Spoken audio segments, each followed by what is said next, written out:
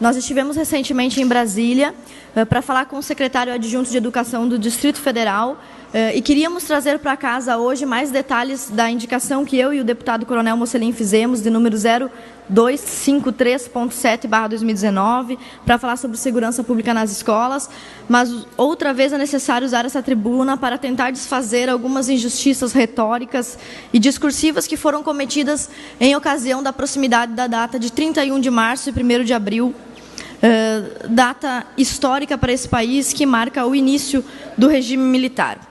Talvez os senhores nunca tenham ouvido falar dessas duas mulheres, Maria Lúcia dos Santos e Marina Guimarães Garcia de Castro.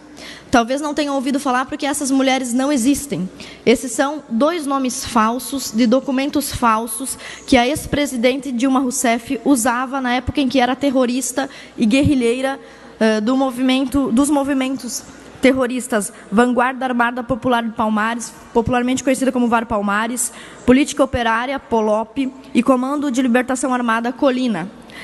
Neste momento eu não venho aqui para defender qualquer tipo de comemoração em virtude da data do início do regime militar, 64, mas para fazer o que eu acho que tem que ser feito sempre nessa data, que é solidarizar-me com as vítimas da guerrilha e do terrorismo no Brasil nas décadas de 60, 70 e 80. E por isso eu quero trazer aqui para casa, rapidinho, 2 vídeos curtos com depoimentos de ex-guerrilheiros falando sobre quais eram as atrocidades cometidas pelo movimento de esquerda antes e depois da Revolução de 64. Estamos de volta de frente com o cantor Amado Batista. Você, então, trabalhando na livraria, conheceu ali um monte de gente que tinha ideias de esquerda. Eu conheci os caras e disse que quem anda com quem está fazendo as coisas erradas, isso é errado também. E aí, você ficou 2 meses preso, 2 cara. meses preso, 2 meses de muita tortura. Você foi torturado. Hoje, em épocas de comissão da verdade, você não tem vontade de ir atrás desses caras? Eu acho que eu estava fazendo uma coisa errada também, eu acho que... O que você estava fazendo de errado? Não, acho que eu não tinha que de estar contra, brigando contra o governo. O governo estava defendendo também de pessoas que estavam querendo tomar o país à força, com as armas nas mãos. Nós podíamos ter virado uma Cuba. Quando uma criança cospe a sua cara, chuta a sua canela... Mas o que você estava fazendo errado? Você estava mandando dinheiro. O que a mãe e o pai devem fazer? Não deve corrigir? Deve corrigir. Então, eu estava fazendo uma coisa que não era correta. Eu acho que... Você acha que foi uma boa correção que te deram? Eu acho que foi. Você tá louco, Amado? Não estou, não. Eu estava errado. Enfim, eu acho que estava errado. Porque eu estava acobertando, talvez, pessoas que estavam querendo tomar esse país à força. Agora vocês vão ver de quem são essas pessoas que Amado Batista estava, de certa forma, acobertando. Qual é a natureza e a índole dessas pessoas que diziam lutar pela democracia e se levantavam contra o regime? Todos os principais ex-guerrilheiros que se lançam na luta política costumam dizer que estavam lutando pela democracia. Eu não tenho condições de dizer isso. Não se pode falar do banco que a gente assaltou, do torturador que a gente matou, que a gente justiçou. Quando eu saí, eu não resisti. Eu disse para Miriam, se acontecer alguma coisa com algum de nós, eu volto aqui e te mato.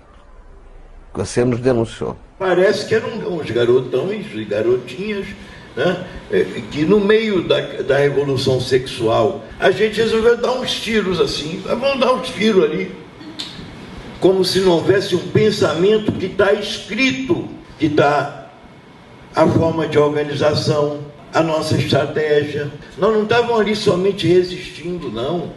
Que coisa pobre somente resistir.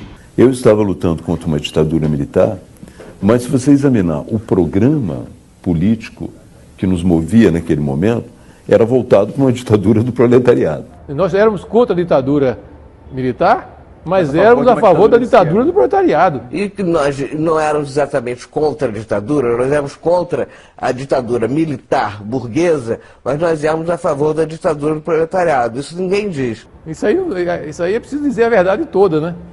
E às vezes eu ouço meias verdades, né? Os militantes da IN, a grande maioria não se arrependeu de nada. Sai para fazer uma ação, onde ele era o homem da metralhadora. Foram lá, expropriaram um carro, quando foram trocar a placa do carro no matagal, chega a polícia, ele pega a metralhadora dele e se manda, sai correndo sem dar um tiro, sem avisar os companheiros. As direções da Ação Libertadora Nacional tomou essa decisão. Então, realmente, nós fomos lá e cumprimos a tarefa. Você participou diretamente da execução, então? Participei sim da ação. A tiros, na rua, numa rua. Na hora H ele pegou o revólver do Ruivo, dos meninos, né, que estava com ele, saiu com o revólver dele, cortou a polícia, desceu, chegou no hall, matou 2, né? Então, essa pessoa faz parte da guerra, está no outro lado e ele merece ser executado. Um companheiro no volante, um outro com a metralhadora sentado no banco da frente, eu atrás com um fuzil Mauser, que é um fuzil muito bom, 762, com um fuzil muito bom para execução.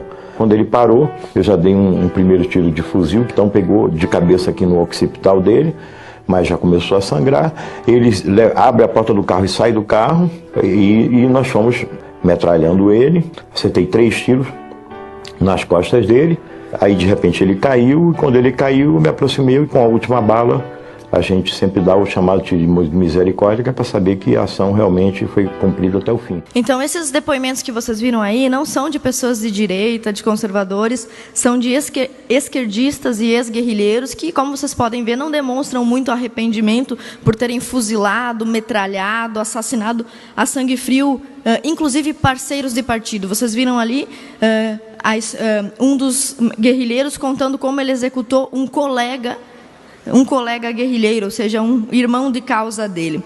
E como eu mencionei antes, a Dilma, nossa ex-presidente, chegou a usar esses 2 nomes falsos, além de outros muitos como Wanda e Estela, e ela participou do POLOP, um grupo revolucionário cuja sigla significa Política Operária, que depois acabou se desmembrando no Colina, porque o POLOP, segundo alguns membros guerrilheiros, era um grupo ameno demais, e Dilma então passou a fazer parte do grupo Colina. No Colina ela conheceu Cláudio Galeno de Magalhães Linhares, o primeiro esposo da nossa ex-presidente, que, por exemplo, ficou conhecido por sequestrar um avião do Uruguai, um avião brasileiro, e descer com esse avião em Cuba, com 92 brasileiros dentro. Então, essa é a índole das pessoas que hoje usam o espaço que tem, o espaço de fala, espaço político, para acusar o regime de ter sido autoritário e violento. A presidente Dilma, por exemplo, esteve envolvida no assassinato do cabo de 18 anos, apenas 18 anos, cabo Mário Kozel, que foi morto quando o grupo do qual Dilma fazia parte entrou com um carro com 20 quilos de dinamite dentro da delegacia, matou o cabo Mário Kozel e mais 6. Além disso, o grupo Colina, que é o grupo da Dilma, também participou do assalto ao Banco do Comércio e Indústria de Minas, em 28 de agosto de 68, no dia 4 de outubro, do assalto ao Banco do Brasil, em Contagem, Minas Gerais, no dia 18 de outubro, 2 atentados com bomba em Belo Horizonte, no dia 25 de outubro, assassinaram Venceslau Ramalho Leite, com 4 tiros de uma pistola, enquanto lhe roubavam um carro. No dia 29 de outubro, um assalto ao Banco Ultramarino, na agência de Copacabana, no Rio de Janeiro. Esses foram apenas alguns crimes. Além do assassinato do cabo Mário Kozel, foi assassinado também o subinspetor da polícia, Cecildes Moreira de Faria, que deixou uma viúva e 8 filhos. Além disso, nós temos documentos nesses 3 livros que eu trago aqui para vocês, inclusive 2 livros de esquerda. Um deles chamado Apoio de Cuba à Luta Armada no Brasil, e 1964, o Elo Perdido, falando sobre uma lista infindável de crimes. Então, eu uso essa tribuna na data de hoje para prestar a minha homenagem às vítimas, aos inocentes que foram metralhados, fuzilados e executados pela guerrilha armada de esquerda no Brasil. Por favor, deputado. De fato, ninguém aqui quer uma volta de um regime militar, mas a gente tem que fazer justiças, né? E atitudes como a da Dilma, naquele momento, de falsificar identidades, isso era uma prática comum. E muito se fala que muitos foram desaparecidos, né, porque eles foram enterrados com identidades falsas. E como indigentes, porque como eles estavam com identidades falsas, ninguém achava a família daquelas pessoas, né? Então, parabéns por estender esse tema, que é muito importante para a conscientização das pessoas.